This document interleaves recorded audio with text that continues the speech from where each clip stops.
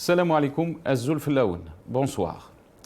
Le régime aurait toutefois tort de se réjouir de l'aubaine du Covid-19.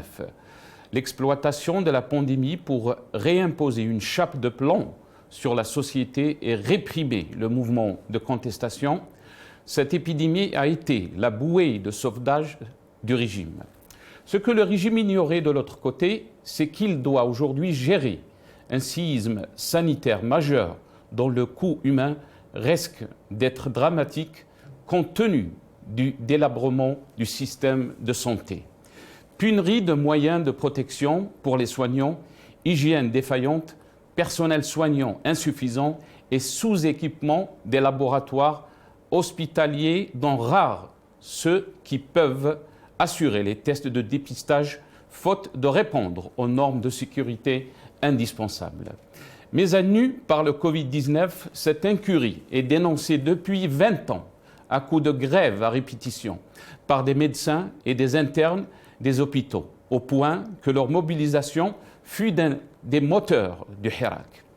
La parole officielle s'est d'abord voulue rassurante.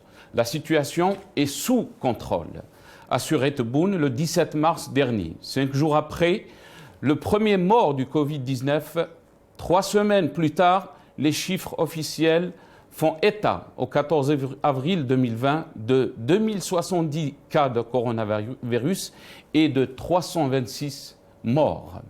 Tandis que les médecins s'inquiètent de formes graves, surtout chez les jeunes, et que les hôpitaux de Blida et Alger sont débordés, déjà difficile à établir faute de diagnostic, le nombre des personnes atteintes est de fait inconnu. De temps que Tebboune a ordonné le 22 mars dernier d'interdire la diffusion de toute statistique en dehors de celle du ministère de la Santé. Cet ordre a été suivi par la menace de poursuites judiciaires contre les médias qui contreviendraient, tandis que la page officielle du ministère du Commerce reprenait un faux communiqué de l'Organisation mondiale de la santé, OMS, affirmait que l'Algérie était hors de la zone de danger. Il allait bientôt vaincre le Covid-19 pour faire oublier cette situation. Tebboune a promis le 13 avril 2020 un changement radical dans le secteur de la santé. Suppression du service civil pour les médecins spécialistes, mesures pour les inciter à travailler dans les wilayas du Sud et réévaluation de la grille des salaires des soignants. Les autorités conscientes que les infrastructures sanitaires ne peuvent tenir le choc ont par ailleurs passé outre la controverse sur le traitement du Covid-19 par la chloroquine. Elles annonçaient le 31 mars dernier que ce médicament produit localement serait utilisé pour traiter tous les malades atteints du coronavirus, ainsi que tous ceux qui auront des signes de contamination. Et pas seulement les cas aigus, comme déclaré dans un premier temps. Volonté de prouver qu'elle se donnait les moyens de guérir pour faire oublier l'état catastrophique des infrastructures sanitaires. On ne compte plus, en tout cas, les communiqués prévoyant les guérisons. La réalité des chiffres officiels est régulièrement mise à mal par les remontées de terrain. Malgré la volonté des autorités de centraliser les bilans au niveau national en interdisant leur publication au niveau local et en poursuivant en justice les lanceurs d'alerte au nom de la lutte contre la diffusion de fausses nouvelles. À Beskra, par exemple, le sociologue et écrivain Fars Sharfeddin Choukri, qui dénonçait la situation déplorable de la prise en charge des malades à l'hôpital, a été interpellé et placé sous contrôle judiciaire. Faisant état d'une situation épidémiologique détériorée et préoccupante, le Wali de Stif pourtant révélé à l'APS mercredi 8 juillet que la wilaya enregistre une moyenne quotidienne d'environ 10 décès. Dans une enquête publiée le 11 juillet, le quotidien Liberté, de son côté, comptabilisait 51 morts en 48 heures. dans les hôpitaux de la wilaya. Le lendemain, le journal accusé de désinformation a été menacé de poursuites judiciaires par le ministre de la Communication et porte-parole du gouvernement. À Constantine, un autre exemple, les personnels médicaux estiment près de 4000 le nombre de contaminés, contre 600 selon le bilan officiel. Le péril sanitaire agit en réalité comme un révélateur d'une crise qui est aussi politique, économique et sociale.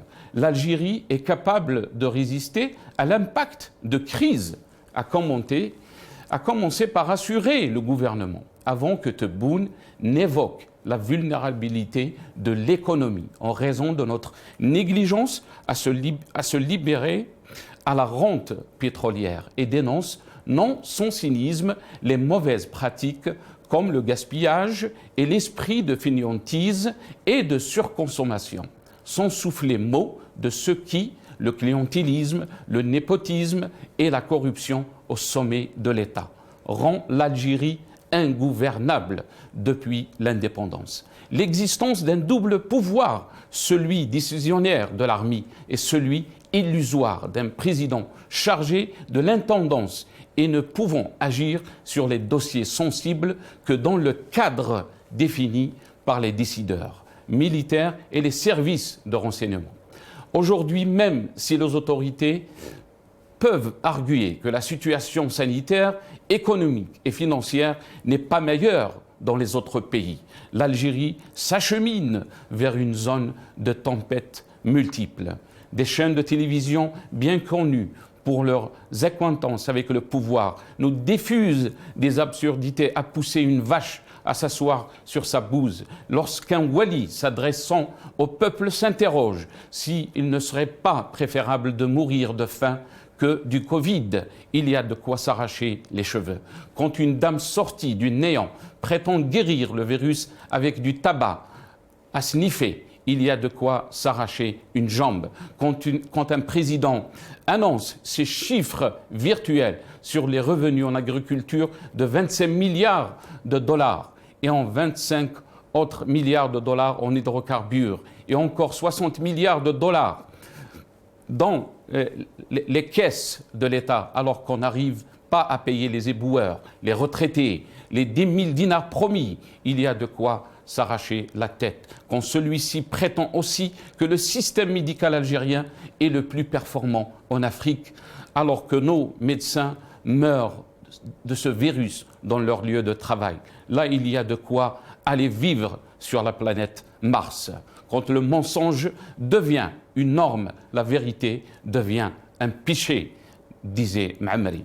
Tebboune et son gouvernement ne réalisent-ils pas, quand on est au XXIe siècle, que l'information circule à la nanoseconde, qu'il y a 24 heures, si un Algérien est né il y a 24 heures, il a déjà 20 ans. Ne seront-ils pas compte de leur obscénité, de leur bêtise? Ne savent-ils pas que le peuple algérien rit de leur ignorance et de leur intolérance? Ne réalisent-ils pas qu'on leur assigne un rôle qui les mènera droit à la potence comme leurs prédécesseurs? N'ont-ils pas une once de dignité, d'ego et de respect pour leur personne? Ne voient-ils pas dans quel piège ils se sont introduits? Rien n'est plus dangereux que lorsque l'ignorance et l'intolérance sont armées de pouvoir.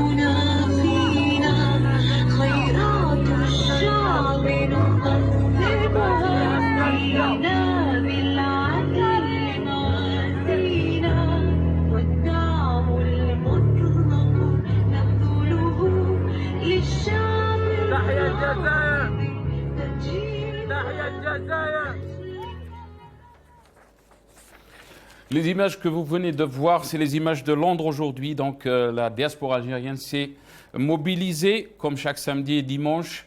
Et j'ai le plaisir, pour en parler dans cette émission, je vais juste rappeler le titre de l'émission: Algérie, opacité totale autour de la crise du coronavirus. C'est le titre de cette émission.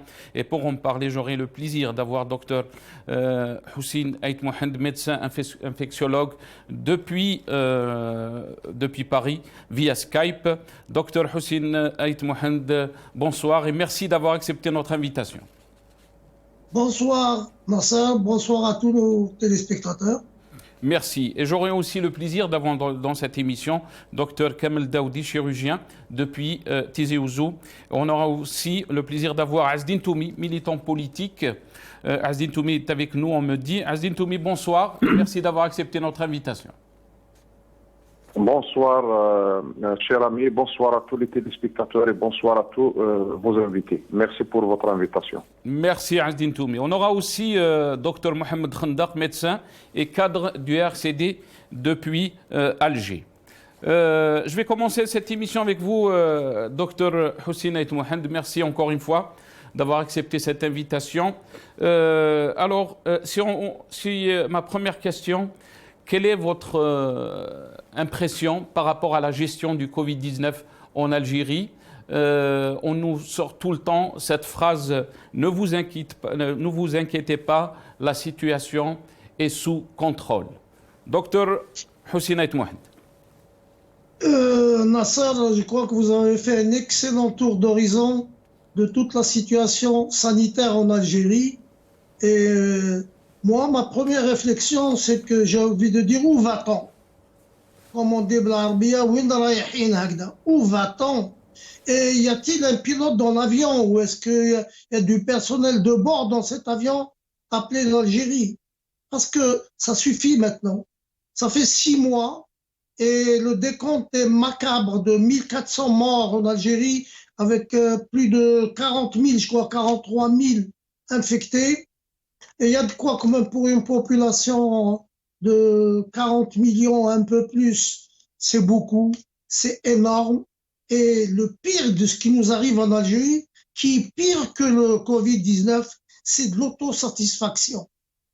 On est dans la situation la plus mauvaise au Maghreb et parmi les tout premiers décès, le nombre d'infectés en Afrique. On dit le contraire. Et on applaudit, ou mazel. Et encore, on attend des situations difficiles parce que le Covid-19 dans le monde entier, on ne sait pas de quoi il fait demain. On parle du vaccin, mais on ne sait pas trop aussi. Il n'y a pas beaucoup de clarté sur l'immunité future, la durée, etc. Parce qu'on compte beaucoup, même si on va commencer à dire des choses sur le vaccin. Mais on compte sur quand même la vaccination pour faire du bien, mais on n'est pas au courant de tout. Et dans tout ça, le comité algérien au début, on entendait de temps en temps, mais il n'y a que des commentaires et des chiffres qu'on nous donne, mais on ne discute pas ces chiffres. Pourquoi on ne voit pas les confrères algériens ou dans la société civile discuter, chacun dans sa wilaya, chacun dans sa région, pour dire la spécificité des décès, les morts, comme vous dites, des morts horribles, des femmes enceintes, une femme enceinte est décédée, des patients qui meurent par terre. Bon, on ne va pas tourner autour du pot, la situation est catastrophique et aujourd'hui encore, on trouve le moyen d'applaudir quand on parle par exemple de choses qui sont utiles pour l'Algérie, pour le système de santé.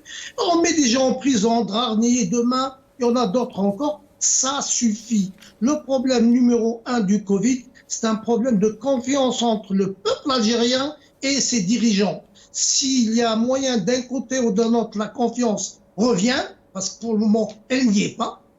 Si la confiance revient, il y a de l'espérance pour la santé, pour l'économie, pour beaucoup de choses. Mais si on continue à naviguer comme ça, au petit bonheur la chance, et des déclarations un tout petit peu incendiaires, et puis on met en prison des gens pour avoir dit des vérités, l'avenir n'est pas serein. Très bien. Restez avec nous, Dr Houssine Aït Mohamed. Je vais revenir à Azdine Toumi. Azdine Toumi, pourquoi on ne nous dit pas les vrais chiffres concernant cette pandémie? Bien sûr, on a une petite vidéo, donc si c'est possible, le premier soundbite. Latboun, il annonçait que, bien sûr, d'ici fin avril, on mettra fin à cette pandémie et qu'on aura les moyens donc, de faire face à cette situation. On va essayer d'écouter ce qu'a dit Tebboune et après on va revenir. نقدر نقول باللي رانا مسيطرين على الوضع. ان شاء الله يكون هذا هو الراي نتاعكم. راكم ديروا اكثر من المجهود نتاعكم لان راكم في مواجهه الخطر ليكم. يعني هذا اكثر من الواجب. اللي علينا احنا الامداد. احنا نعتبر نفسنا قوه امداد بالنسبه ليك سلامات. اليوم الامور متوفره وستتوفر اكثر ان شاء الله. لأن رانا في مرحلة دروك أعتقد أننا إذا تواصلنا بهذا المنوال بهذه التضحيات وهذا التجنيد والإمداد الحقيقي نتاعنا لكم إن شاء الله من نهاية أبريل نتنفس السعادة إن شاء الله. Donc vous avez entendu ce qu'a dit Tebboune. Azdine Toumi, quelle est votre réaction? Donc, on nous cache la vérité, on ne dit pas la vérité, on dit qu'on est en train de maîtriser cette pandémie, alors que tous les experts disent le contraire, une situation catastrophique. Azdine Toumi. Moi, je pense que pour deux raisons. La première raison, c'est que ce pouvoir nous a habitués à donner toujours les chiffres politisés, c'est des chiffres politiques. En Algérie, on a l'habitude, y compris en passant par le taux de participation aux élections, le corps électoral, le nombre de logements distribués, le chômage, etc. Tous ces chiffres-là, c'est des chiffres politisés, et y compris le nombre d'habitants en Algérie. Aujourd'hui, on n'a pas avec certitude combien sommes-nous en Algérie. Ça, c'est la première des choses. La deuxième des choses, je pense que le chiffre que donne le pouvoir aujourd'hui, ce chiffre ne peut être valable que s'il y ait, je ne suis pas médecin, mais je pense tant qu'il y ait une large campagne de dépistage et d'analyse dans la société, on ne peut pas avoir des chiffres qui peuvent refléter la réalité du terrain. Et si on remonte au début de cette crise sanitaire, une chose qui est très importante, je voulais la signaler, c'est que suite à la crise de confiance qui perdure déjà depuis l'indépendance de l'Algérie, le peuple n'a pas confiance ni dans le discours du pouvoir, ni dans les chiffres qu'il donne. Et il y avait pas mal de personnes qui ont même douté de la véracité des informations concernant cette crise sanitaire qui déjà, à l'époque, touchait une large partie, notamment. Et je pense que le Hirak et les activistes de Hirak ont joué un rôle capital, un rôle central dans la sensibilisation quant à la dangerosité de cette pandémie ou de ce virus, ce qui a engendré après l'amélioration des comportements des uns et des autres et la prise de conscience du danger. Et ainsi, je pense que l'Algérie a été, entre guillemets, je ne suis pas médecin, et encore une fois, on n'a pas les vrais chiffres qui reflètent la réalité, mais je pense que globalement, l'Algérie a été épargnée par cette pandémie. Les choses ne sont pas arrivées au degré des pays comme les États-Unis ou comme l'Europe, mais il faut signaler que cette crise, elle n'est pas uniquement sanitaire, parce que après, les conséquences économiques et sociales et sur d'autres qui va s'étendre sur plusieurs années encore, ces problèmes-là qui vont être un fardeau, qui vont être un défi pour l'Algérie et pour le peuple algérien. Et on voit aujourd'hui comment on suit les médias à l'étranger, comment ils le relèvent, tous ces points qui sont relatifs à la criminalité, au suicide, etc. Mais on voit en Algérie aujourd'hui comment la société est en train d'être transformée après ce confinement, mais parce que le confinement qu'on avait vécu ici en Algérie, c'est un confinement qui était différent des autres pays, d'autres expériences, et ça, les scientifiques, les médecins qui sont avec nous ce soir, peut-être vont nous donner plus d'informations, mais jusqu'à présent, la communication officielle du pouvoir ne donne pas, ne convainc pas la population quant aux mesures qui ont été prises et quant à l'efficacité de ces mesures et pendant tout ce temps-là. Très bien. Restez avec nous, Azzdine Toumi. On me dit qu'on a avec nous Dr Mohamed Khandaq, médecin et cadre du RCD. Dr Mohamed Khandaq, bonsoir et merci d'avoir accepté notre invitation. Bon, je pense qu'on a un petit souci de son. Vous m'entendez? Bonsoir. Très bien. Oui, je vous entends. Très très bien. Nous aussi. Pourquoi cette opacité, docteur Mohamed Khandaq? Il n'y a aucune transparence de la part du ministère de la Santé, ni même de la pharmacie centrale, une gestion chaotique du Covid-19, alors que le régime nous dit bon, on maîtrise la situation, et il nous annonce des chiffres qui ne représentent pas la réalité. Qu'est-ce que vous en pensez, docteur Mohamed Khandaq? Bonsoir à toutes et à tous. Merci de nous recevoir chez vous, même si on Skype ou à distance. Et le sujet est d'importance pour nous tous et pour même l'avenir du pays. D'abord, il faut remettre les choses en leur état. D'abord, j'ai eu l'occasion de critiquer un peu les résultats donnés à 17 heures par le docteur Fourard. Ce sont des chiffres creux et vides. Pourquoi? Parce qu'on n'est jamais arrivé à débattre un jour de ces chiffres, soit en direct, soit juste après. D'abord, aujourd'hui, personne ne sait les chiffres donnés, s'ils sont dus juste aux résultats de PCR, aux résultats de scan ou sérologie. C'est vrai qu'intellectuellement, il faut être honnête un peu intellectuellement, dans la mesure où aujourd'hui, vu les circonstances, aucun pays au monde ne peut donner les chiffres réels. Mais arriver pour montrer qu'on maîtrise la situation, cacher des vérités, le plus grave est là. Pourquoi? Et je m'explique. D'abord, il faut savoir qu'avec les porteurs sains qui sont nombreux et par manque de tests PCR ou autres, c'est une manière aussi de ne pas avoir les véritables chiffres. Il se trouve aussi, apparemment, selon les informations que nous avons, les résultats de scanner ne sont pas pris en compte. Donc, ça fausse totalement les chiffres. Évidemment, quand un pouvoir donne des chiffres bas, cela pour lui veut dire qu'il maîtrise la situation, alors que c'est faux. Maintenant, la réalité des choses, c'est que vous voulez, disons, diminuer les chiffres, mais en même temps, sur le terrain, la prévention en elle-même, la prise en charge de la prévention par rapport à la Covid-19 est défaillante et l'État est absent. Je suis médecin, je peux le dire. Les moyens de protection ou la protection en elle-même n'existent pas dans la mesure, déjà, le port de masque est l'élément essentiel dans la protection, juste pour contredire certains confrères, même étrangers, est un moyen essentiel pour la protection et la prévention contre le virus. Ça d'une part. Ici, l'État n'arrive pas à mettre les moyens juridiques ou autres pour pouvoir, disons, obliger le citoyen algérien à apporter le masque. Et ça, c'est une défaillance totale de l'État algérien.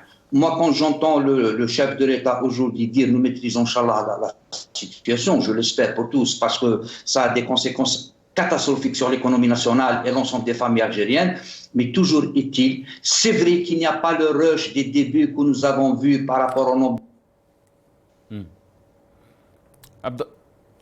Mohamed Khandaq, un petit souci avec le. On essaiera de revenir donc à Dr Mohamed Khandaq. Hussein Ait Mohamed, je vais revenir à vous, Dr Hussein Ait Mohamed. Est-ce que vous pensez que on a le maximum, si on veut tester le maximum de personnes, bien sûr qu'on n'a pas les moyens ni les kits, si on peut dire, qui vont avec cette politique. Le gouvernement n'a pas les moyens de sa politique, si on peut dire. Donc, pourquoi il assure, il essaie de rassurer la population comme quoi on maîtrise la situation, alors que les Algériens, ils savent très bien quand ils vont aux hôpitaux, c'est une vraie catastrophe. Je suis totalement d'accord avec ce qui a été dit par les gens qui m'ont précédé et surtout ce que vous venez de dire. Mais je voudrais rajouter quelque chose d'extrêmement important pour mon pays et pour essayer d'arriver à juguler un problème du Covid-19. On n'est pas des génies, on n'est pas... Le problème Covid-19 est un problème mondial et la solution est mondiale. Et Dieu merci, tous les pays du monde font des efforts scientifiques et autres pour essayer de s'entraider. Et on va profiter, nous aussi les Algériens, de ce qui se fait ailleurs. Et c'est pas la main de l'étranger comme on aime bien sortir toujours ces trucs-là. Ben, moi, je pose la question. Quand on dit partout dans le monde maintenant, il y a un consensus, le masque.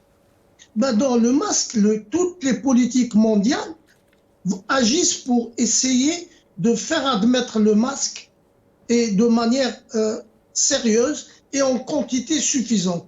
Ça, c'est le premier problème. En Algérie, on voudrait voir clair, comme dit Meglas, on veut voir allumer le feu, comme disait un autre. Mais bon de Dieu, en Algérie, non seulement on n'en sait rien, mais en plus, il y a des masques partout en Algérie dont la qualité est sujette à discussion. On n'est même pas sûr qu'il y a qualité. Qui me dit que la mauvaise qualité des masques en Algérie, je ne peux pas te dire sûr à 100%, mais il se pourrait que ça soit à l'origine de l'augmentation encore et de la persistance des gens qui se contaminent au fur et à mesure. Ça, c'est le problème. Est-ce que l'État algérien peut donner un chiffre ou confirmer la qualité autorisée des masques algériens? Parce qu'on me dit aussi qu'il y a des masques qui sont fabriqués un peu partout, dans les maisons, dans des hangars ou je sais pas quoi. Mais il suffit pas de mettre un tissu sur le visage pour dire qu'on est protégé. Soyons sérieux. Ça, c'est la première chose qui m'inquiète énormément. La deuxième des choses, comme a dit le confrère de, je sais pas, de Tizi ou d'ailleurs, dans mon sens, c'est un problème national. Des problèmes de tests, encore une fois. Maintenant qu'il y a des médecins qui sont partout en Algérie derrière le problème du Covid, pourquoi on ne donne pas les chiffres régulièrement, chaque mois, chaque 3 mois, du nombre de tests faits, qui sont faits dans la wilaya par wilaya, et il y a le conseil de l'ordre, il y a les médecins des hôpitaux algériens, chacun de son côté vérifie la véracité. Parce que quand vous voyez la population, la pauvre, dans ma famille même, on a eu des difficultés monstres pour faire des tests. On a eu des difficultés monstres pour avoir des résultats. Donc, qu'est-ce qu'on continue à dire qu'on est capable, comme on a dit qu'on était capable aussi pour avoir les lits de réanimation, tout ça. Donc, encore une fois, il faut que les gens soient informés et honnêtement informés. Et la dernière chose, médicalement parlant, et ça n'engage que moi, c'est en ce qui concerne la chloroquine, partout dans le monde maintenant, même les gens de Marseille, cette semaine, ils ont eu la catastrophe, ils ont eu partout. Hier, ils ont fermé leur restaurant pour dire que la chloroquine, sans critiquer personne à Marseille, n'a pas donné les effets recherchés. Et partout dans le monde, pratiquement, on a arrêté la chloroquine. Et je dis ça à tous les Algériens, savez-vous que la chloroquine est toujours utilisée en Algérie et on nous donne des chiffres de gens guéris et on dit que c'est grâce à la chloroquine, il faut une enquête indépendante algérienne pour faire l'étude sur la chloroquine, l'efficacité de la chloroquine en Algérie, parce que voilà, puisqu'on la fabrique en Algérie, il faut qu'on la mange. Non, si c'est pas efficace, on ne la prend pas. Et la dernière chose, il faut qu'on sache quels sont les effets secondaires graves qui ont été en Algérie par la prescription de la chloroquine, je dis moi, de manière injustement efficace. Très bien. Je persiste et au comité scientifique de me démentir. Très bien. C'est votre avis, docteur Hossein Ait Mohand. Azdine Toumi est de retour. On me dit, Azdine Toumi. Oui, je vous entends, cher ami. Azdine Toumi, vous avez, on s'excuse, je pense qu'on a eu une coupure de ligne. Si vous voulez continuer dans votre analyse par rapport à la question que je vous ai posée. Moi, j'avais terminé ma réponse, mais je voulais juste rebondir sur les chiffres que donne le pouvoir aujourd'hui. Moi, je pense qu'il essaie toujours de garder cet équilibre entre ne pas semer la panique dans la population pour éviter justement des mouvements sociaux ou autres, et un relâchement qui va permettre à la reprise du Hirak. Donc, il joue sur ces chiffres-là pour garder cet équilibre. Et ça, le peuple maintenant, moi hier, j'ai fait un déplacement hors de la wilaya d'Alger et je visite pas mal de wilayas et je vois comment les gens sont inquiets aujourd'hui quant à l'opacité de la gestion de cette crise, au manque de perspective, au manque de visibilité, y compris pour l'économie, pour les économistes. Et je parle dans le cadre du travail, dans le cadre de la reprise d'activité économique, etc. Aujourd'hui, les gens, ils sont inquiets, les gens, ils n'ont pas de visibilité. Et je pense que le pouvoir a verrouillé l'information autour de cette crise pour se permettre à lui-même d'exploiter et d'utiliser non seulement la crise, mais les chiffres en sa faveur pour se permettre à faire,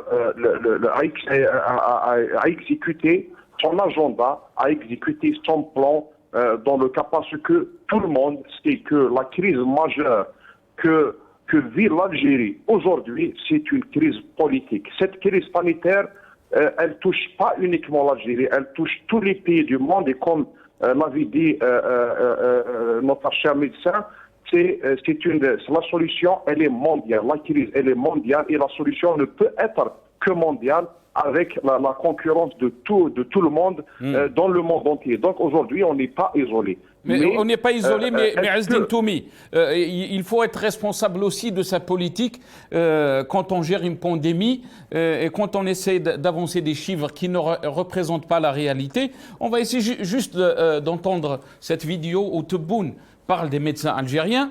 Et bien sûr, on a avec nous dans cette émission des médecins très éminents qui font le bonheur des hôpitaux étrangers. On va essayer d'entendre Soundbite 2. Les médecins algériens, qu'est-ce que dit Tebboune des médecins algériens؟ انا باش نجاوب الناس اللي ظانين باللي الجزائر هذه اصبحت قفار، ما فيها رجال، ما فيها مصانع، ما فيها تفكير، ما فيها اطباء، ما فيها كذا. الله غالب، الله غالب، الله يهدي ما خلق. الاطباء نتاعنا من احسن الاطباء في العالم، معروفين دوليا. الطقم هذا اللي راه يتبع في الانتشار الوباء، الهيئة الطبية هذه فيها 4 من أحسن الوبائيين ليزيبيديمولوج في العالم.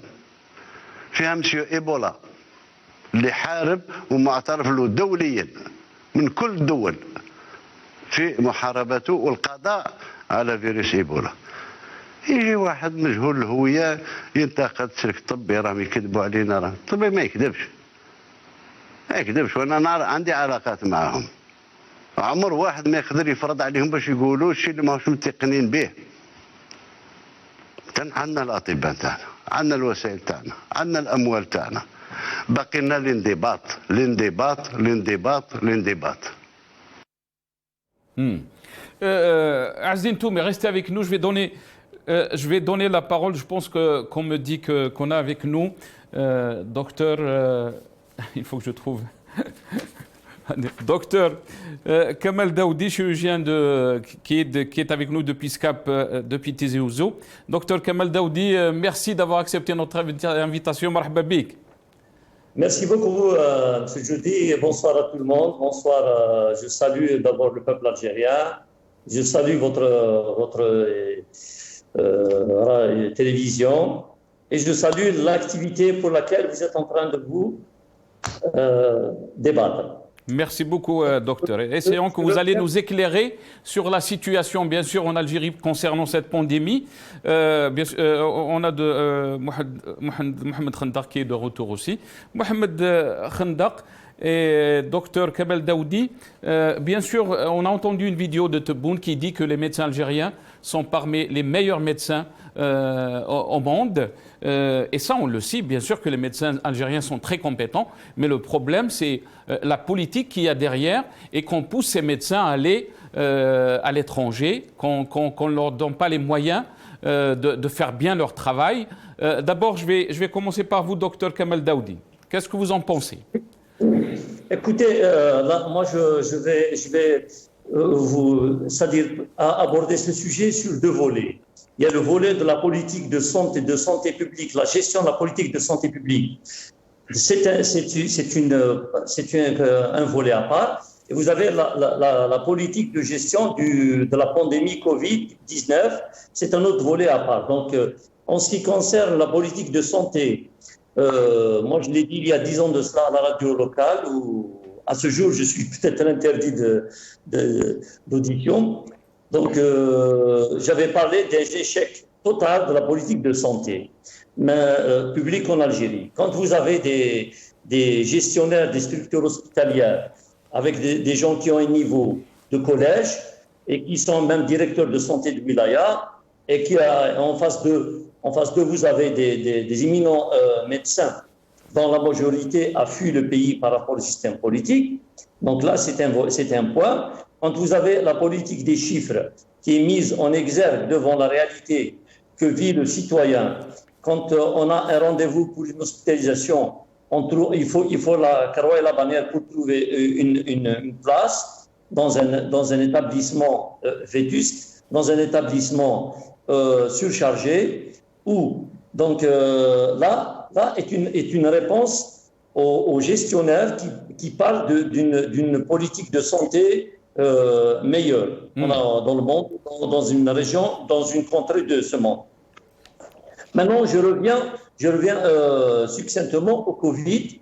Le Covid est une pandémie à laquelle personne ne s'attendait. Donc, cela veut dire qu'il n'y a jamais eu de planification concernant les épidémies, voire les pandémies. À ce stade auquel on est arrivé, moi, je ne plains pas les gens qui donnent des chiffres qui sont à peu près les mêmes quotidiennement.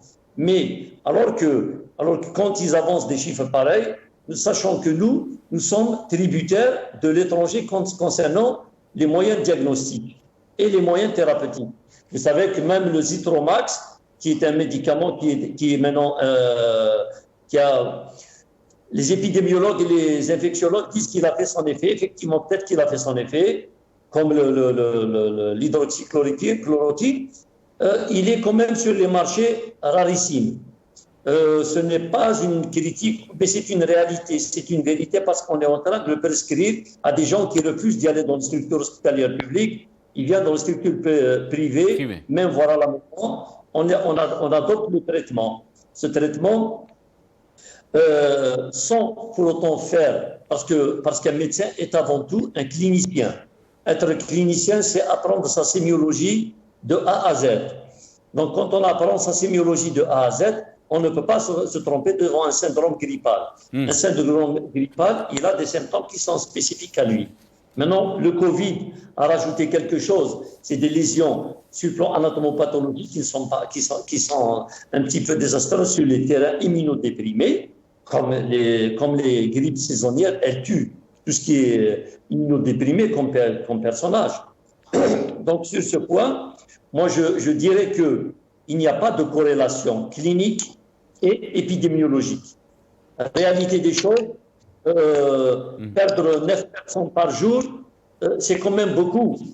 Retrouver 500 cas par jour, et puis on a 10 ou une trentaine en soins intensifs, sans nous donner exactement l'âge, les fourchettes de l'âge des gens qui sont atteints des 500 cas. Nous n'avons jamais eu les âges des gens atteints. Oui, on parle de gens qui ont des maladies chroniques, on dit en majorité c'est des gens âgés. Mais non, l'étude épidémiologique doit partager en 3 tranches d'âge. L'âge, l'enfant, l'adulte et le sujet âgé. Sur ce plan, donc ça c'est une tare que les pouvoirs publics n'ont pas pris en considération. Moi je dirais que c'est des chiffres en vrac, c'est des études en vrac, alors que pour avoir une meilleure planification, une meilleure étude prospective pour lutter contre ce virus, il fallait faire des études, éclairer la population sur ça. Et c'est pour cela que sur le plan réalité du terrain, les gens ne croient plus à ces chiffres, n'appliquent plus les mesures barrières, ne respectent plus. Et bien sûr, ajouter à cela le relâchement après l'Aïd, après le mois de carême, c'est un relâchement de cœur, je dirais. C'est une décision prise de cœur. Elle a eu quand même ses conséquences. Elle va en avoir encore d'autres conséquences. Quand vous allez dans un service de Covid, où les gens sont allongés par terre et sur des lits de chariots, alors c'est tout ce qu'il y a comme infrastructure, donc on ne peut pas répondre. Très bien, mais docteur Kamal Daoudi, vous êtes chirurgien, mais Tebboune nous a dit le contraire de ce que vous êtes en train de dire. On va essayer d'entendre ce qu'a dit Tebboune, après je reviendrai à vous. Tebboune a bien sûr a dit dans une déclaration que nous avons le meilleur système en Afrique et au Maghreb. On va essayer de ce qu'a dit Tebboune dans cette vidéo. لاجونس هذه انا قلت ونزيد نكرر ونأكد ان النظام المنظومه الصحيه نتاعنا احسن منظومه في المغرب العربي وفي افريقيا، حب من حب وكره من كره. وكانت وليده رؤيه نتاع حمايه المواطن، الطب المجاني مثل ما كان الطب مجانيه التعليم مثل كذا، كانت ماشيه استثمارات بآلاف الملايير. ما عندناش قرية اليوم اللي ما فيهاش يصال دو سوان. Docteur Kamal Daoudi, très rapidement, après je donnerai la parole à Docteur Mohamed Khandaq. Écoutez, un homme politique et un homme de terrain, un médecin, c'est pas la même conception des choses. Lui, peut-être qu'il a fait ses déclarations en tant que chef de l'État ou président de la République sur la base de données qu'on lui a remis. Mais moi, en tant que médecin, je lui poserai une seule question. Allez-y trouver un rendez-vous pour une patiente qui a une urgence chirurgicale dans les plus brefs délais. Très bien. Docteur Mohamed Khandaq. Oui. Qu'est-ce que vous en pensez bien sûr, on a entendu ce qu'a dit Tebboune, qu'on a le meilleur système de santé en Afrique et au Maghreb, alors qu'on a vu les défaillances, qu'on a vu que c'est un secteur qui est vraiment en crise. Qu'est-ce que vous en pensez, docteur? Bon, d'abord, ce qui est chaque malheur, chose est bonne, dans la mesure où la crise Covid-19 a montré encore une fois les limites du système de santé algérien, ça d'une part, et j'espère que les autorités de ce pays prendront en charge sérieusement ce domaine-là.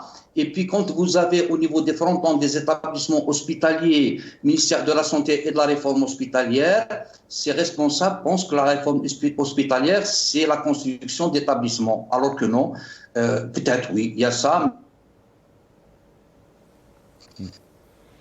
Docteur Mohamed Khandaq, je pense qu'on l'a perdu. Docteur Houssine Ait Mohamed, je vous donne la parole. Qu'est-ce que vous en pensez de cette question? Je pense qu'on l'a une autre fois. Docteur Mohamed Khandaq. Oui. On vous a perdu. Bon, je suis là. Très bien, allez-y.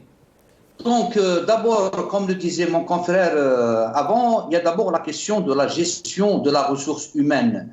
On ne peut prétendre un système de santé fort sans un personnel médical, paramédical, administratif, d'abord bien formé et travailler dans des circonstances assez acceptables pour pouvoir traiter ou prendre en charge les malades, parce que c'est un secteur sensible.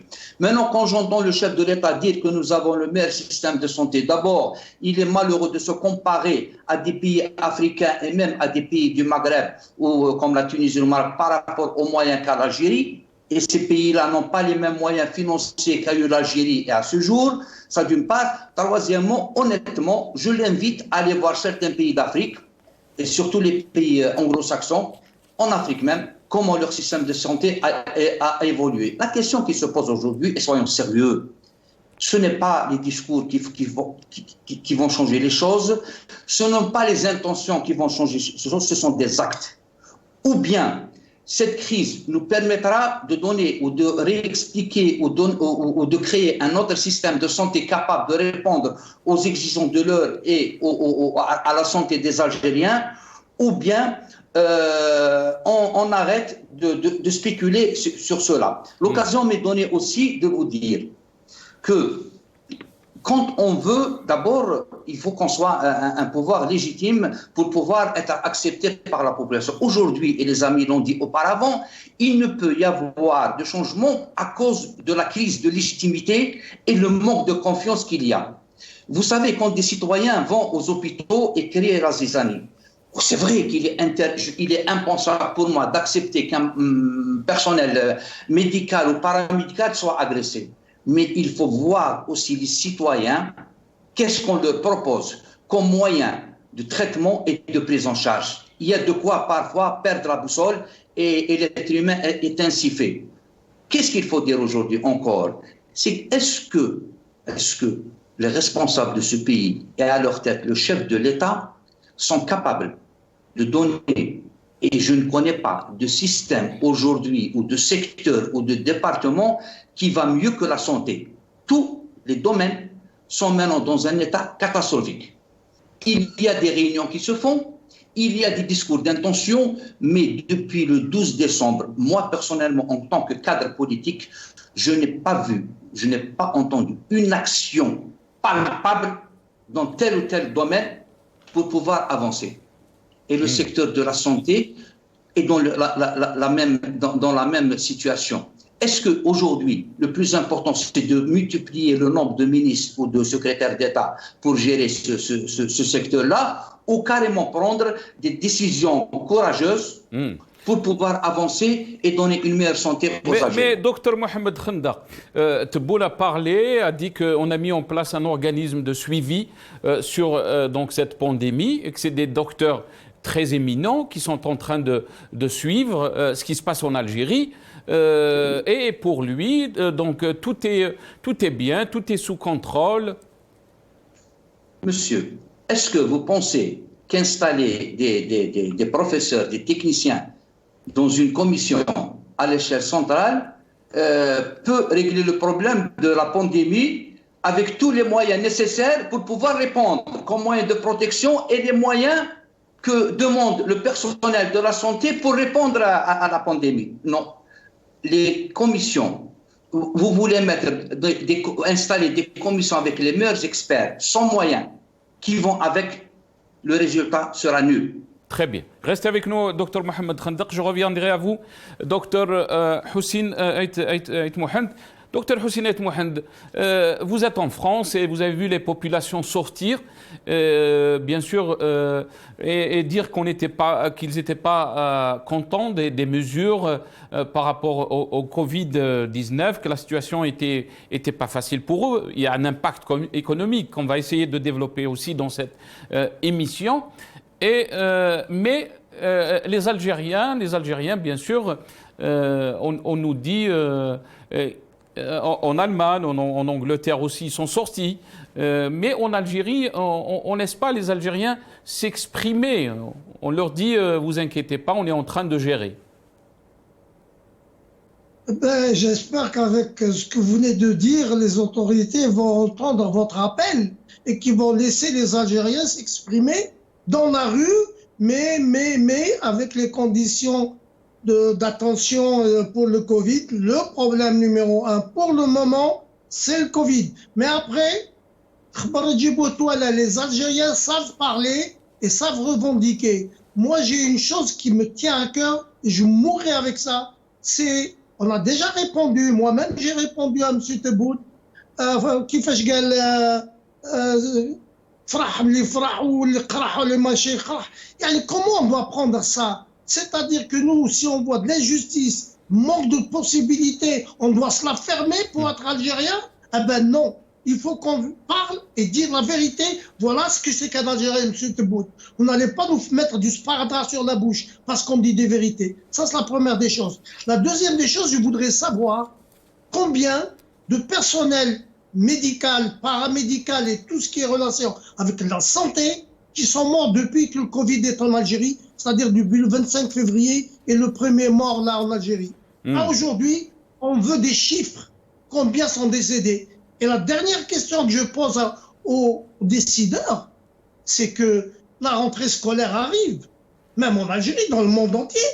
Qu'est-ce qu'on fait en Algérie? Peut-être qu'on fait, j'en sais rien. Mais pourquoi ils ne disent pas aux Algériens? Il n'y a qu'un groupe qui décide, c'est les seuls qui réfléchissent et c'est eux qui décident. Dernière question, le comité algérien scientifique, dont quelques-uns sont des lumières, c'est vrai, mais c'est des Namsidi, c'est des Beni ou quoi? Pourquoi on ne les voit pas à la télévision? Ils tnachou entre eux, qu'il y ait des débats contradictoires. Ils ne sont pas tous obligés de voir la solution pour le Covid de la même manière. Chacun peut donner, et c'est à partir de la discussion que j'ai eu la lumière. On voit quel seul bonhomme donner des chiffres, une fois par jour ou tous les 2 jours, mais on ne voit pas le comité discuter. Au moins une partie du comité, des gens d'Oran, des gens d'Annaba, des gens de Constantine. Il y a des gens valables partout en Algérie. Et il n'y a pas que ceux du comité. Et qu'on les laisse parler à la télévision. Et s'il vous plaît, en direct. L'enregistrement, c'est pas la peine. Très bien. Azdine Toumi, je reviens à vous. Azdine Toumi, il y avait bien sûr, l'OMS instruit les pays à libérer les prisonniers avec des délits vraiment pas graves, si on peut dire. Et l'Afghanistan, par exemple, a libéré plus de 10 000 prisonniers, alors que l'Algérie a accéléré ce phénomène en emprisonnant des dizaines et des dizaines de militants juste parce qu'ils se sont exprimés sur Facebook contre ce régime. Effectivement, moi je pense que le pouvoir a fait de sa priorité la réponse à la crise politique et au Hirak beaucoup plus que les autres volets des dimensions de la crise que vit l'Algérie. Effectivement, donc le pouvoir avait pourchassé toutes les personnes qui avaient de l'influence, toutes les personnes qui avaient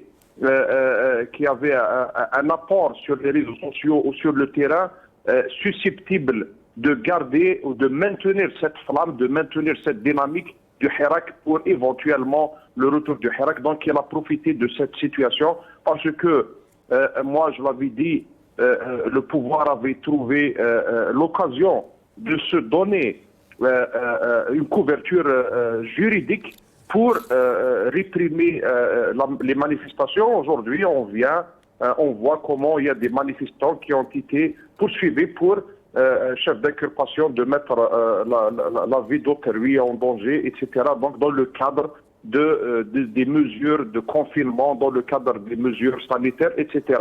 Donc le pouvoir avait pris comme priorité donc les réponses au Hirak, le cauchemar de ce pouvoir-ci, le retour du Hirak. Donc il a tout fait et il est en train de tout faire, Covid ou pas Covid, pour verrouiller et pour faire, disons, faire poser des limites et poser des obstacles, quitte à intimider, à emprisonner, à essayer de faire taire les animateurs, etc. Et ça, c'est pas une surprise de toute façon, mais la décision courageuse qui a été prise par le peuple et les manifestants de suspendre les manifestations est d'une sagesse extraordinaire.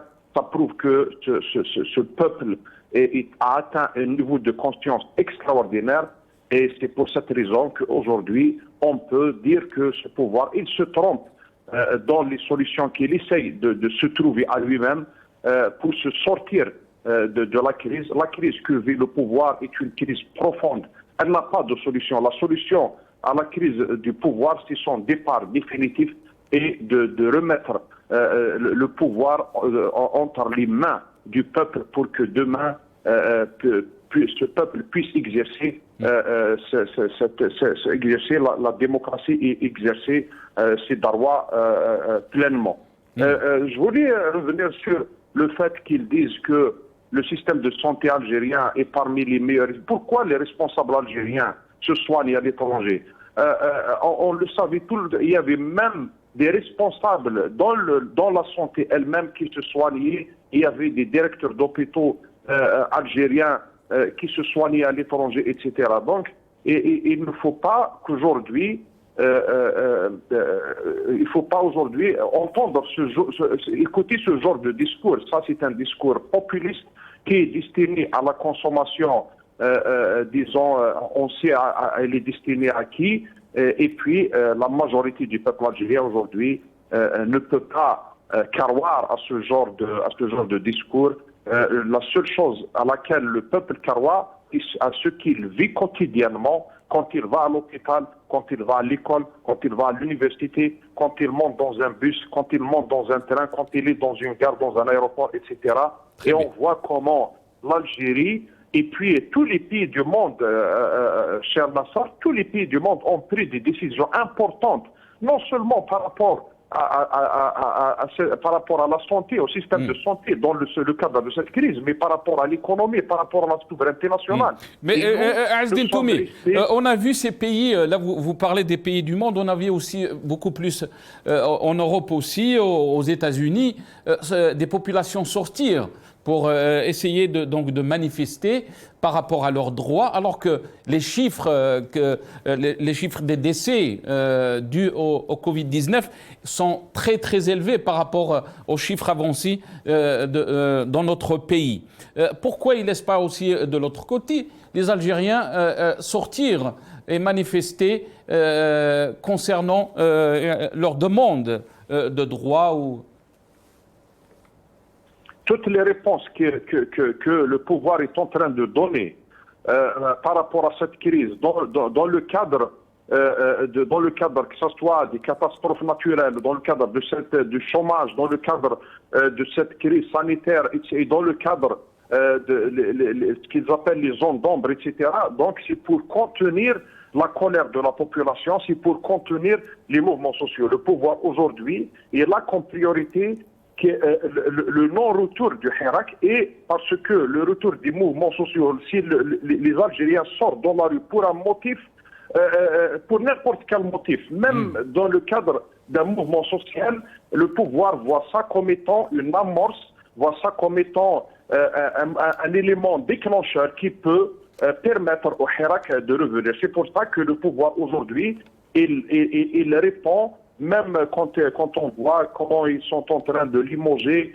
et de certains responsables, etc. Or que nous, on est conscient qu'un pays comme l'Algérie, un avenir d'un pays comme l'Algérie ne peut pas dépendre de tous ces problèmes sur lesquels le pouvoir est en train de mettre l'accent aujourd'hui, est en train de mettre de la lumière sur la crise d'eau, la crise d'électricité, un petit peu les artisans, quant au chômage, les artisans qui n'ont pas travaillé pendant cette période, etc. Et donc tout ça, c'est des problèmes réels que vit le peuple algérien, mais il ne faut pas oublier que l'Algérie, pour construire un État fort, avec des institutions fortes, il faut qu'on aille vers la démocratie. Très bien, restez avec nous, Azdin Toumi, restez avec nous. Bien sûr, le staff médical qui a aussi souffert dans cette pandémie. Lourd bilan pour le personnel médical dû, bien sûr, à un manque de moyens. Au moins 44 professionnels de la santé ont succombé au Covid-19 depuis l'apparition donc de la pandémie et 2300 autres ont été testés positifs. On essaie de regarder cette vidéo qui démontre donc cette situation. Après, on va essayer de débattre avec nos invités.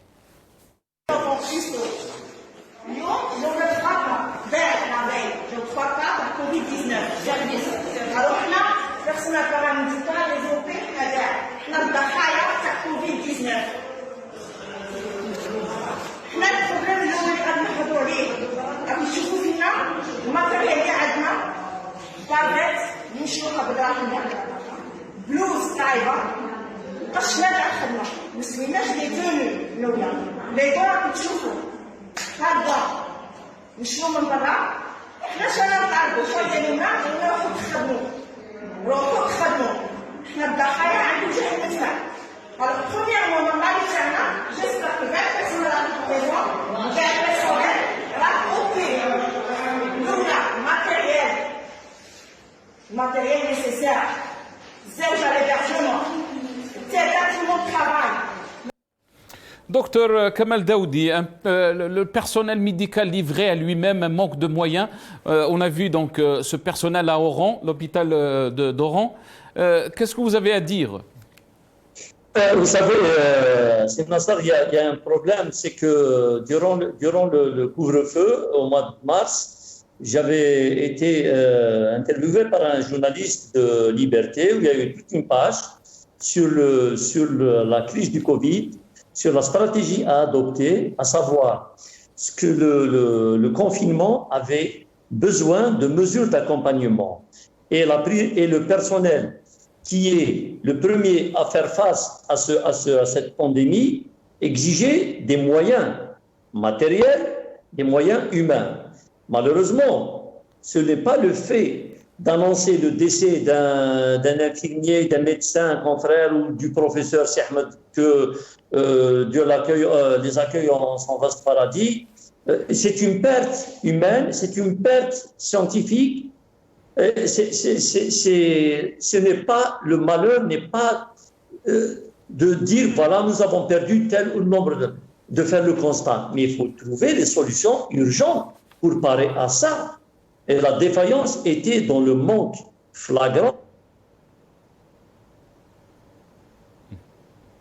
Docteur Kamal Daoudi, de moyens de gestion de cette... je pense qu'on a perdu Docteur Kamal Daoudi. Espérons... Docteur Kamal Daoudi, des petits soucis de connexion. Allez-y. Oui, donc je vous ai dit qu'il n'était pas utile d'annoncer des chiffres. Il fallait trouver, après ces décès, ces pertes cruelles, il fallait trouver dans la corporation médicale et paramédicale et personnel de santé, il fallait trouver des solutions idoines pour parer d'abord à lutter contre cette pandémie, cette contamination directe du personnel. Donc il fallait mettre les moyens colossaux, alors que vous savez qu'il y a des gens qui achètent dans le magasin d'en face des IHU des bavettes, des camisoles. À chaque fois que quelqu'un part faire la garde, il faut qu'il achète soit à lui, soit à son conjoint, à sa conjointe, une camisole d'isolement et des gants. Et ça c'est vraiment, vraiment, vraiment lamentable. Ça, je l'ai vécu, j'ai vu, et c'est des constats que je dois dénoncer. Parce qu'un médecin qui va faire la garde, il faut qu'il achète sa camisole, il faut qu'il achète des surchaussures et des gants et des bavettes. Malheureusement, ce n'est pas un système de politique de santé qu'on peut dire qu'il est bienfaisant. Vous savez, donc je reviendrai à cette politique de santé, parce que moi, ce qui me fait mal, c'est cette politique de santé. Elle a échoué et les gens maintiennent parce que c'est devenu une vache à traire. Je dénonce ça. Imaginez-vous que des projets d'envergure contre des projets de structures privées sont bloqués sciemment, ici ou ailleurs, qu'on envoie des médecins spécialistes fraîchement diplômés dans des structures d'État public dans le sud, dans les hauts plateaux, dans Kabylie, alors que les moyens n'accompagnent pas. Vous envoyez un chirurgien ou bien un néphrologue ou bien dans une structure où il n'y a pas de structure d'hémodialyse, je ne vois pas l'utilité. Je ne vois pas l'utilité. Donc il n'y a pas eu de planification. Très bien. Restez avec nous, Dr Kamal Daoudi, n'a pas eu de planification. Je reviens à vous, Houssine Aït Mohand. Bien sûr, Rabbi Yarham, le personnel médical, et on parle bien sûr de 44 professionnels de la santé qui ont succombé donc à ce Covid-19 et plus de 2300 qui ont été testés positifs. Qu'est-ce que vous en pensez, Dr Mohamed? C'est un scandale. C'est un scandale dans la mesure où d'abord on ne dit pas peut-être tout le chiffre au niveau du paramédical, des infirmiers, etc. Et puis les décès collatéraux du personnel paramédical et médical, parce que les médecins ou les infirmières ou ceux qui travaillent à l'hôpital qui ont dû prendre le virus à l'hôpital ou dans les cliniques où ils travaillent, ils l'ont transmis à leur famille. Donc là aussi, il faut les comptabiliser. Il faut qu'on montre que le côté de protection du personnel soignant n'a pas été assuré à 100%. Moi, je voudrais rajouter quelque chose à Nasser, si vous le permettez. Allez-y. Quand on parle, tout le monde qui a parlé avant moi et de manière excellente, et même la population surtout, quand elle parle, elle décrit une situation catastrophique. Et le président te dit comment voulez-vous qu'on ne parle pas de la situation en Algérie où l'eau est par moments manque dans les villages et dans les villes et il est pollué par moments, il n'y a pas de contrôle de l'eau, il y a la cigarette, il y a la drogue qui fait des massacres sur la jeunesse algérienne, il faut en parler. Il y a la vaccination qui n'est pas du tout assurée à 100%, il faut au moins 70% pour considérer qu'une population est couverte. Vous avez aussi les psychiatres qui sont mieux que moi pour parler. Le nombre des suicides, le nombre des psychoses, etc.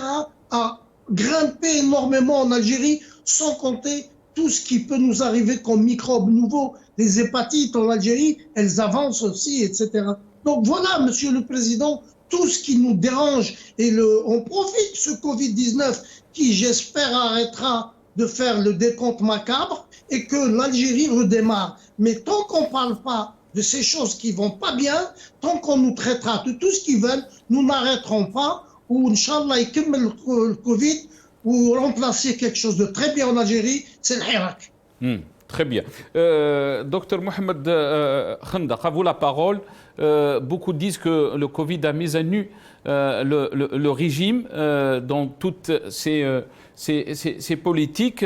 Qu'est-ce que vous pensez quand on nous dit que Tebboune, dans une vidéo, je vais essayer de la passer et j'aimerais entendre votre réponse par rapport à ça, qu'il faut, le peuple doit être discipliné. Il a parlé de Al-Indibat et on a vu les vidéos qui ont circulé, surtout ces jours-ci, des chaînes devant la poste, des centaines de personnes qui faisaient donc la queue pour récupérer leur retraite, leur salaire, des retraités.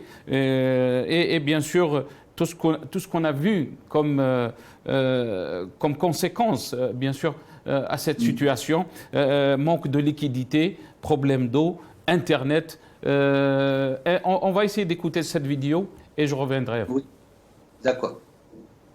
أكثر ما هي لا لي ماسك ولا لي بلوز ناقصنا الانضباط وماذا بيا حتى المواطنين من رأى منكم منكرا فليغيره. نشوف ناس مجمعين هكا باقيين يتداولوا في على امور قال حبس راكم تلقوا بايديكم التهلكه وحتى انت ما تخافش على روحك، خاف على والديك غادي يدخلوا داركم، خاف على اخوك، خاف على اختك، خاف على زوجتك. هذه اللي خاصتنا احنا.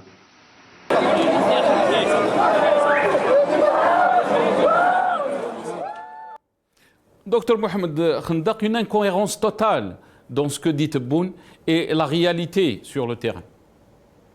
Écoutez, s'agissant de l'incohérence, cette incohérence est plus grave que l'incohérence, encore plus que ça existe depuis 62. Le régime algérien n'a jamais fait de sorte à ce que sa société, son peuple, vive justement cette discipline et vive dans la quiétude et l'aisance. Tous les responsables politiques depuis 62 ont pensé qu'à eux-mêmes, à leur clan, à leur famille et à leur entourage pour régner sur ce pays. Et le résultat est aujourd'hui là. Moi, quand j'entends un chef de l'État demander à sa société, à son peuple d'être discipliné, pour qu'on soit discipliné, il faut donner les moyens pour l'être, ça d'une part. Deux, il faut penser à lui pour qu'il ne fasse pas des chaînes. Il y a eu deux personnes apparemment à Tlemcen qui ont fait des crises cardiaques, des personnes âgées, au moment de la chaîne pour aller retirer l'argent. Il se trouve qu'aujourd'hui, on nous a toujours menti. L'absence de liquidité dénote une chose importante, à mon sens, et je prends la responsabilité de ce que je vais dire, c'est qu'ils nous ont toujours caché comment dirais-je, la planche à billets. En le cachant, et aujourd'hui, apparemment, il n'y a plus de planche à billets, on se retrouve devant une absence de liquidité. Et quand on vous dit que c'est une personne âgée de 109 ans qui a retiré, je ne sais pas moi, des milliards, ne racontons pas n'importe quoi, respectons un petit peu ce peuple. Vous savez, je vais vous dire, c'est Nassar, il n'y a qu'un pouvoir légitime issu des urnes, sans imposer quiconque, sans imposer un chef de l'État, sans imposer une assemblée générale, une assemblée nationale par la fraude, qui peut répondre aux besoins du peuple algérien aujourd'hui. Et tant que cette crise, et la crise elle est réelle, entre les tenants du pouvoir et le peuple, la crise algérienne sera pérenne et rien ne changera. Pourquoi? Parce que c'est très simple. Les tenants du pouvoir doivent répondre et rendre l'ascenseur à ceux qui les ont mis à leur place. Ils s'en foutent de ce que peut penser le peuple. Nous, au niveau du RCD et dans le cadre du PAD, nous avons toujours, depuis le 22 février, demandé une transition démocratique pour pouvoir donner la parole au peuple.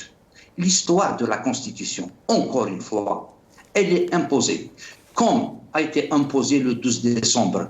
Alors comment voulez-vous aujourd'hui, sans débat, parce qu'une constitution, c'est l'émanation de quoi? C'est l'émanation d'un désir populaire pour le changement et d'un désir populaire pour des institutions solides. Ce n'est pas le désir d'un clan ou d'une commission. Très bien. Et donc ces choses-là, pardon, je termine. Et donc ces choses-là ne sont pas réglées, ne sont pas discutées, ne sont pas prises en compte par les tenants du pouvoir. Malheureusement, cette crise de confiance restera permanente. Très bien. Il ne me reste pas beaucoup de temps et j'aimerais qu'on donne pour ce temps-là, comment vous pensez qu'on peut aller vers une issue alors que tout le monde dresse un bilan très négatif de la situation en Algérie. On parle d'une crise multidimensionnelle. La situation est très inquiétante concernant donc l'économie.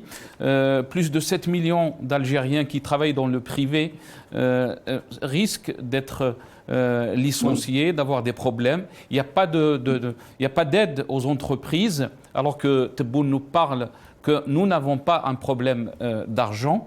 Je vais vous poser cette question et j'aimerais entendre vos réponses très rapidement.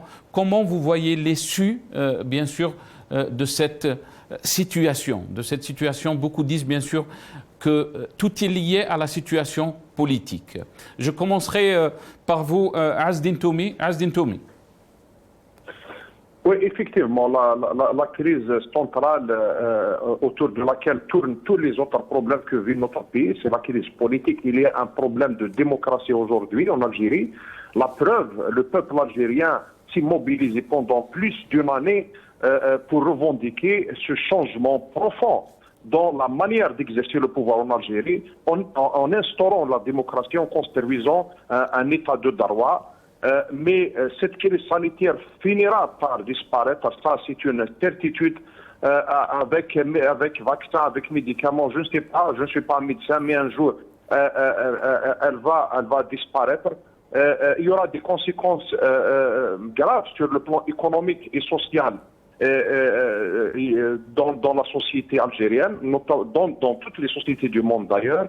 Et puis, moi je suis convaincu d'une chose, ce pouvoir va se fragiliser encore davantage durant cette crise et après cette crise, mais le peuple algérien sortira plus fort, plus unifié et plus déterminé à aller de l'avant. Il trouvera les ressources nécessaires pour se remobiliser encore et encore plus fort pour construire cet état de droit, pour construire cette nouvelle Algérie dont tous les Algériens rêvent, que ce soit les Algériens de l'intérieur qui sont en Algérie ou ceux de la diaspora, et on voit comment ils partagent leur inquiétude avec nous et ils partagent leur détermination aussi avec nous, et ils ont démontré à plusieurs reprises leur détermination et leur mobilisation pour aider les Algériens de l'intérieur à aller de Merci Azdine Toum.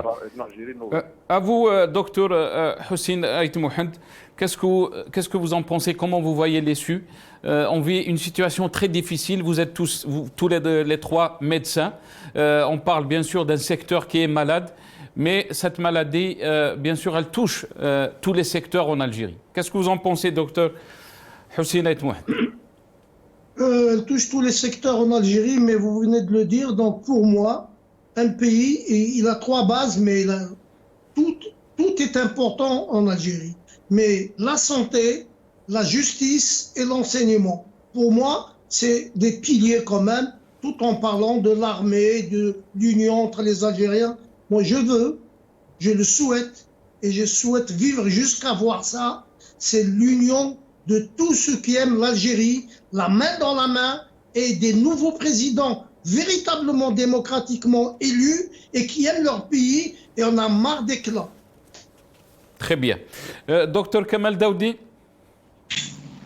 Moi, je reviendrai sur un point très important, c'est cette politique d'assistanat qui dure depuis 1962. Cette politique d'assistanat, prenons le peuple pour un enfant. Il faut tout le temps mettre sous sa main, alors que c'est un peuple qui est mature à un point inimaginable. Donc, vous voyez, imaginez-vous qu'un peuple pareil, un peuple vaillant, moi je l'appelle ça un peuple vaillant, qui a souffert des années, encore on le fait souffrir davantage. Donc, ça nous donne quand même, c'est malheureux de le dire, on a atteint le stade de non-retour dans la catastrophe qui vit actuellement le peuple. Maintenant, je reviendrai aussi à l'esprit monosynaptique des décideurs. Quand ils le font, ces gens-là, à tous les stades, ils croient que leur décision est la parole divine. Alors que là, l'erreur est là. On peut se concerter parce que c'est notre pays, il appartient à tout le monde. Il n'a pas notre pays d'échange, même si on est ailleurs, hors patrie, on est expatrié, mais il restera notre pays. Donc, si on n'a pas de pays d'échange, et là, se concerter pour que ce pays puisse rebondir et être à son égard, être, moi je dirais, le Japon de l'Afrique, avec toutes les potentialités dans tous les domaines, malheureusement, on a cassé les piliers de la société, l'éducation, la justice, l'éducation et la santé.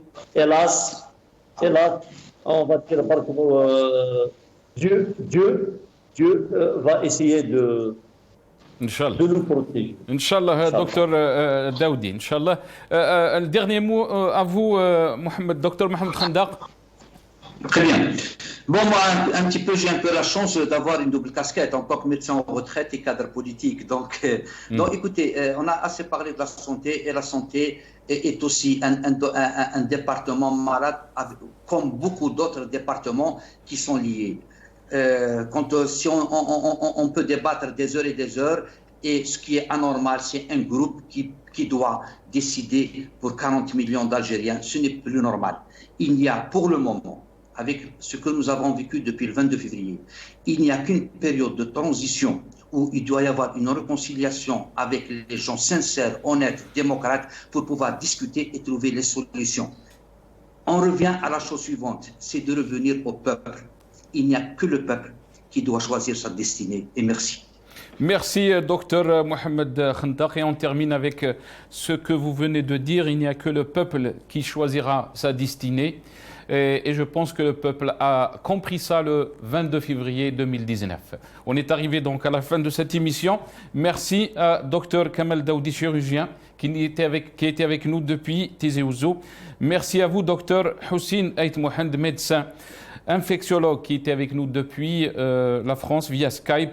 Azdin Toumi, militant politique depuis Alger, et Dr Mohamed Khandaq, médecin et cadre du RCD. Adekoum Saha, et je vous retrouve demain, Inch'Allah. Bqaw ala khair.